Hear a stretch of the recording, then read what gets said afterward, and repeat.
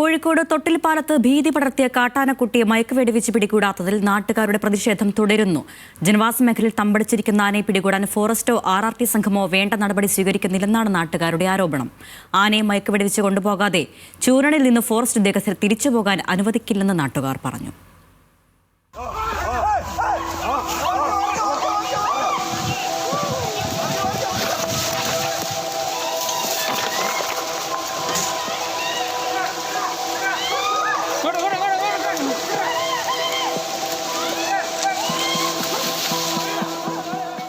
തൊട്ടിൽപ്പാലം ചൂരണി നിവാസികളുടെ നിത്യജീവിതത്തെ പ്രതിസന്ധിയിലാക്കുകയാണ് ജനവാസ മേഖലയിൽ ഇറങ്ങിയ കുട്ടിയാന.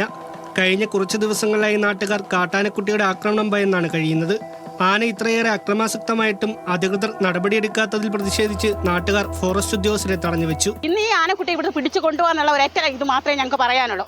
ഞങ്ങൾക്ക് ഇവിടെ ജീവിക്കണം. ഇന്ന് ഞാനിപ്പം എൻ്റെ വീട് കുടിക്കടം കിട്ടുന്ന വീട് സ്ഥലം വിട്ടേച്ച് വാടകയ്ക്ക് പോകേണ്ട ഗതികേടാന്നുള്ളത്.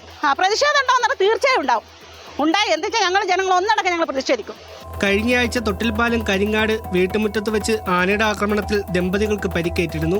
എന്നാൽ അന്ന് ആനയെ കണ്ടെത്താൻ ഉദ്യോഗസ്ഥർക്ക് സാധിച്ചില്ല. ഇന്നലെ പുലർച്ചെ നാട്ടുകാർ ആനയെ വീണ്ടും കാണുകയും അധികൃതരെ വിവരമറിയിക്കുകയും ചെയ്തു. അധികൃതർ സ്ഥലത്തെത്തിയെങ്കിലും വേണ്ട നടപടികളൊന്നും സ്വീകരിക്കാത്തതിലാണ് പ്രതിഷേധമുയർന്നത്. ആനക്കുട്ടിയെ പിടിച്ച്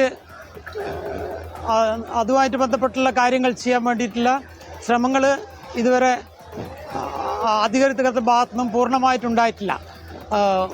ഉടനെ എത്തും എന്ന് പറയുകയല്ലാതെ ഇത്ര നേരമായിട്ടും ഫോറസ്റ്റിൻ്റെ DFO മറ്റും ഇവിടെ എത്തിച്ചേർന്നിട്ടില്ല.